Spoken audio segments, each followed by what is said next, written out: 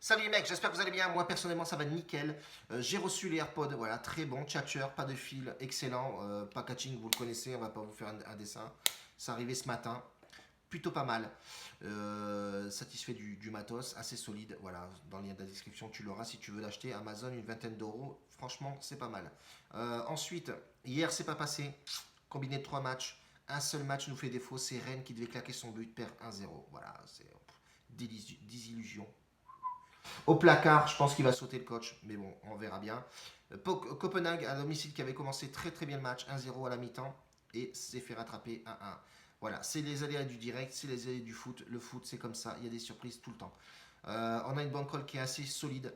On a engendré pas mal de bénéfices. On a plus de 229 euros. Donc ça, c'est plutôt bien. On va gestionner cette mise sur nos pronostics. Voilà, gestion de mise sur le public et le VIP, ce que je fais déjà. Sur le VIP, on est à plus de 400 et quelques euros je crois que en combien de jours? En 19 paris, pardon. En 19 paris, donc c'est plutôt bien. Vous aurez tout ça en fin de vidéo. Reste jusqu'à la fin. Je vais t'afficher tout ça. Les pronostics aussi seront affichés. C'est vrai que c'est mieux, c'est plus lisible et le fait d'en parler, t'oublies vite fait le pronostic, vu que je parle beaucoup. Bref, aujourd'hui, partir sur 2 matchs avec la gestion de mise. Donc voilà, vous aurez tout ça en fin de vidéo. Je t'invite aussi à bifurquer en bas dans le lien de la description, tu as le code promo, etc. Je vends des pompes en ligne aussi.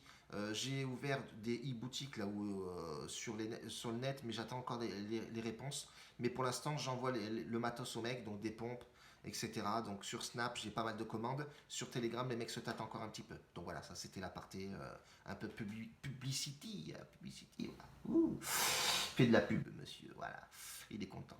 Bref, ça c'est fait. Passons au pronostic. 2 pronostics pour aujourd'hui, les fratés.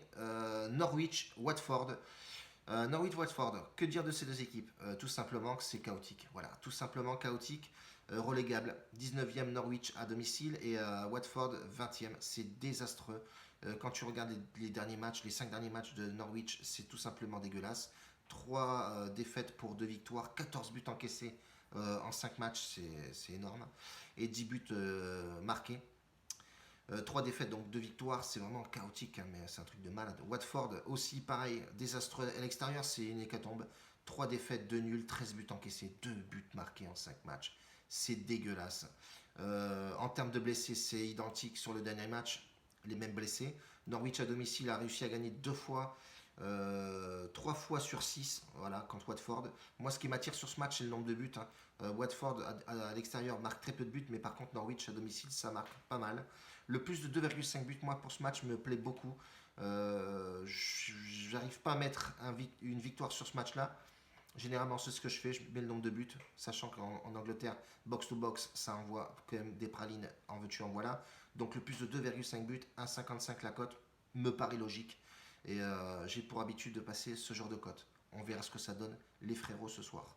Donc voilà, premier match, ça va être celui-là. Deuxième match, c'est Nice qui accueille Bordeaux avec 2 nouveaux investisseurs des 2 côtés, britanniques côté niçois et américains côté Bordeaux. Espérons qu'ils ne fassent pas le même chemin que Champions Project. Bref, du coup, c'est vraiment pas le top. Mais Bordeaux est quand même bien placé, hein. Bordeaux est 6e du classement. Dernière victoire, c'était à Nantes 2-0, ce qui est plutôt pas mal. Bordeaux se déplace plutôt bien, hein. On voit que Bordeaux a une seule défaite, c'était à Lille 3-0. Sinon, c'est 3 victoires et un nul. Donc, c'est plutôt bien en 6 matchs. Ils ont claqué 10 buts. Ils en ont encaissé quand même 9, hein. Sachant qu'en défense centrale, il y a Pablo qui est absent et blessé. Une liaison. Liaison. Bon, bref, on s'en bat les couilles. Il s'est blessé à l'épaule, apparemment. Oui, un truc musculaire. À domicile, Nice. Ouais, c'est coussi coussa, quoi. C'est en dents de scie. 2 victoires, 2 nuls. Un nul, pardon, et 2 défaites. Voilà, ça encaisse pas mal de buts aussi, hein. 9 buts pour 9 scorés.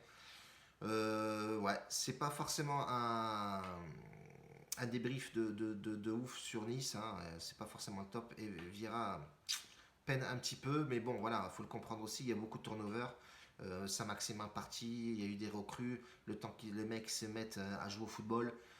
Mais il y a un peu de mieux, voilà. Et on voit effectivement sur les 5 dernières confrontations, Nice en a gagné 4 contre Bordeaux, ce qui est plutôt pas mal.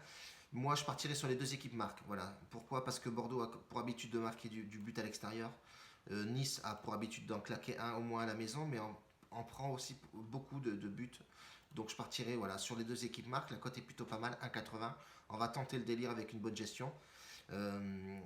Donc voilà, moi je vois pas forcément de victoire là-dessus, même si Nice à domicile, voilà, ça reste costaud, mais on a bien vu que Nice était vraiment en dents de scie, pas mal. Si on regarde sur le classement global, les 5 derniers matchs de Nice, on voit effectivement qu'il y a du mal, hein. C'est 3 défaites, un nul et une seule victoire contre Reims. C'est pas forcément le top. Donc voilà, Bordeaux, moi, me séduit. Bordeaux a un beau jeu quand même, mais à l'extérieur, c'est un coup un autre, mais on verra ce que ça va donner. Donc les deux équipes marquent sur ce match, je pense que c'est plus raisonnable à jouer. Donc on partirait là-dessus aujourd'hui. Il n'y a pas beaucoup de matchs, hein. J'en ai mis deux, même s'il y a Sassuolo Bologne qui joue, etc. Donc j'en ai mis pas mal dans le VIP aussi. N'oubliez pas que j'ai mis un expert NBA hier, il a fait un sur 2. Un sur 2, voilà. Il joue beaucoup les scoreurs là, en NBA. Il a de bonnes stats, voilà. Il y a des gens où des fois ça fait un sur 2, comme moi, pareil, hein. Mais avec une bonne gestion de mise, ça rapporte que même pas mal. Donc voilà, il faut voir sur le long terme. Il ne faut pas voir les paris sportifs sur le court terme. Court terme, ben, mets gros, mise gros, et tu verras que effectivement tu vas te péter les chicots. Mais voilà, donc une bonne gestion de mise, c'est très important. N'oubliez pas ça.